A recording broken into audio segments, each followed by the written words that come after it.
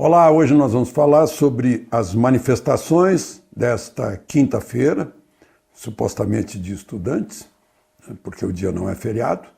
Vou falar também sobre os encontros frequentes do presidente Supremo com o presidente Bolsonaro e sobre a queda do PIB, do Produto Interno Bruto, no primeiro trimestre. E vamos ver as causas. E antes de mais nada, eu queria esclarecer, muita gente ontem perguntou se eu estava suando no pescoço. Não é, é uma pomada com neomicina que foi posta no lugar onde foram retirados 30 sinais, queratoses, né, que a gente pega quando passa o verão inteiro só de calção e era criança, e os sinais acabam aparecendo depois. Nós estamos subindo assim, parece que é um lançamento espacial. Em números, estamos entrando já em 500 mil de assinantes do YouTube.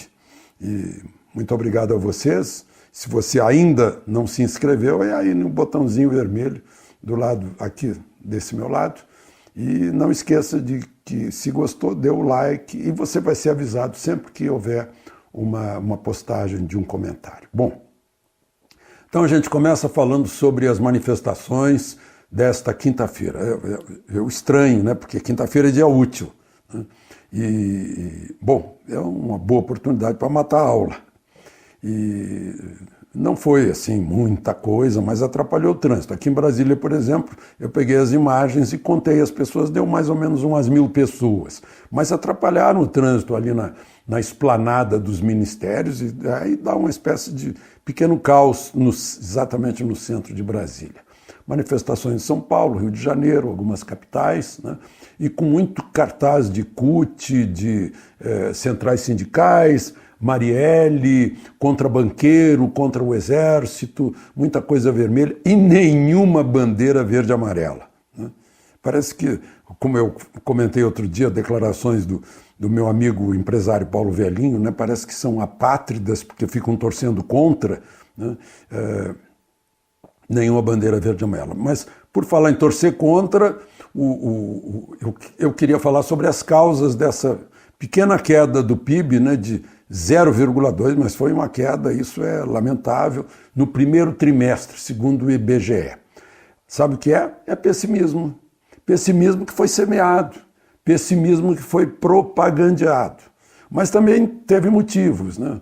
O governo ainda estava ali indeciso, tinha muita fricção interna do governo e entre os seguidores do governo, isso provocou uma certa paralisação, uma certa apatia até, quando a gente sabe, eu tenho dito aqui, e hoje dei uma entrevista para um grupo de jovens que tem uma televisão, que tem canal no YouTube, dizendo, olha, foi o otimismo e o entusiasmo que provocaram um milagre econômico, não foi nenhuma outra engrenagem da economia. É confiança e otimismo, é assim que funciona a economia, né? Em países democráticos e liberais, uma economia que não é orientada pelo Estado. Mas, enfim, mais do que isso, o que a gente pode constatar é que Brumadinho, Mariana, incertezas em Minas Gerais com aquelas barragens, né? Isso provocou uma queda também na mineração. A mineração puxou na indústria, puxou para baixo, 0,7 negativos nesse trimestre, né? Então, essa é a explicação que a gente pode dar e fatalmente, havendo a reforma da Previdência, o país vai dar uma deslanchada, né? Vai dar uma subida, assim como se fosse um lançamento de Cabo Canaveral, como está sendo o lançamento aqui dos números. É incrível, né? Os meus números do YouTube, nossos números do YouTube, porque isso depende de vocês, né? Cerca de 100 mil a mais só nessa semana. Bom, e aí, reforma da Previdência, acabei de falar, né? Já estão falando da necessidade de não ter recesso, não ter férias para o Congresso Nacional, com tanta coisa que tem que ser examinada, tanta proposta que o governo mandou nesses 5 meses para o Congresso Nacional, principalmente reforma da Previdência, reforma tributária, né, essas medidas provisórias aí de abertura econômica, de liberdade econômica, né? Para que ter férias nesse momento que o país precisa do trabalho dos legisladores, né? Está marcado para começar lá na segunda quinzena de julho. Até lá, provavelmente, não vai passar a reforma da Previdência, né? Mas então, para que ter férias se tem muita tarefa pela frente, né? Até parece as manifestações de hoje, né? Fazendo feriado quando não é feriado. Tá certo, tem muita gente desempregada, né? Aquele caos da Dilma, que causou uma recessão enorme, e muito desemprego, né? Não deu certo, foi um fracasso. Tentaram impor aí uma agenda que não é mais do mundo há muito tempo, que não dá certo. Bom, uma outra questão, eu falei ontem da carta do Papa para Lula, né? E eu esqueci de dar mais uma referência, né? Eu falei do mandamento da caridade, que é o novo mandamento que foi trazido por Cristo, mas eu gostaria de lembrar também que o Papa, na Semana Santa, faz o lava-pés de condenados em prisão em Roma, né? Então tem esse aspecto também, né? Desse mandamento da caridade, em que o Papa se julgou no dever de, respondendo à carta de Lula, dar um consolo também para o prisioneiro que está cumprindo pena lá, ainda tem mais processos ainda esperando, né? Em outros, inclusive fora de Curitiba, no Rio de Janeiro, em Brasília, em outros foros, em outras primeiras instâncias da Justiça Federal. Bom, uma outra questão, sim, ainda ligado a esse assunto, o relator da Lava Jato, o ministro Luiz Edson Fachin, negou mais um recurso da defesa de Lula por absurdo, né? Que era para levantar a desconfiança do juiz Sérgio Moro, né?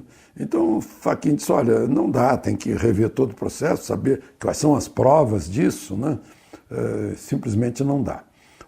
Quem nunca se preocupou com isso foi o atual presidente do Supremo, quando participou de julgamentos do pessoal ao qual ele serviu, né? Ao PT, ao governo Lula e José Dirceu. Aliás, Dias Toffoli agora está com frequentes encontros com o presidente da República, né? Além daquele encontro do pacto, houve encontros anteriores e hoje de manhã tinha um café da manhã do presidente com 50 deputadas que apoiam o governo. Tem 70 e poucas deputadas na Câmara Federal e 50 apoiam o governo, foram tomar café da manhã com ele. O presidente parece que convidou Dias Toffoli, ele foi lá também. Ficou lá na mesa junto com o presidente, junto com a líder do governo na Câmara, Joyce Hasselmann, e estava muito feliz no meio das deputadas lá na foto que a gente vê.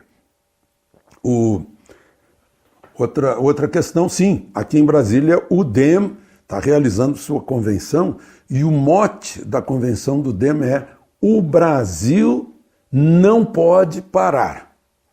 Precisa dizer mais alguma coisa? O mote já está dizendo tudo. O DEM e o governo têm mais ou menos a mesma pauta, né? Equilíbrio das contas públicas, vale dizer reforma da Previdência, reforma tributária, segurança pública, economia liberal, economia aberta. Falta pouco para o DEM, que está lá com o ministro Onyx Lorenzoni no gabinete civil, né? E já está dizendo, olha, Centrão não é com a gente, né? E daqui a pouco vai ser declarado base do governo mesmo, não sei, vamos ver o resultado dessa convenção, se vão realmente tratar desse assunto. Uma outra questão, o CAD, que é o Conselho de Defesa da Economia, para evitar monopólios, para estimular a concorrência, está recomendando ao presidente que vete aquela mudança que o Senado fez na medida provisória de Temer, que abre o mercado doméstico para as companhias aéreas estrangeiras, né, que vete aquela proibição de cobrar pela bagagem de até 23 quilos, que isso seria uma interferência na livre concorrência, né? Ou seja, quem quiser cobrar, cobre, quem não quiser cobrar, não cobra, e a proibição foi introduzida no Senado, né? Vamos ver o que o presidente vai fazer em relação a isso. E eu queria mencionar ainda nas negociações o papel do general Santos Cruz, que é o secretário-geral da presidência, que substituiu aquele Bibiano, né? Ele recebeu os governadores mais combativos do PT, a Fátima Bezerra, do Rio Grande do Norte, e o Wellington Dias, do Piauí, exatamente para dar mais atenção para o Nordeste. E o governo vai fazer isso, né? E ele está aparecendo, as pessoas têm me dito, como um grande negociador, em que se pode confiar, né? Em cuja palavra se pode confiar. E para encerrar, falando ainda sobre o PIB, né?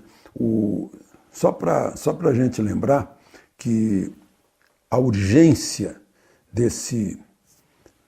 dessas mudanças, essa pequena queda do PIB, dá uma sacudida no Congresso, é mais uma sacudida além das ruas de domingo. Olha, é preciso realmente fazer a reforma da Previdência e logo. Não dá para tirar férias em julho. De Brasília, Alexandre Garcia.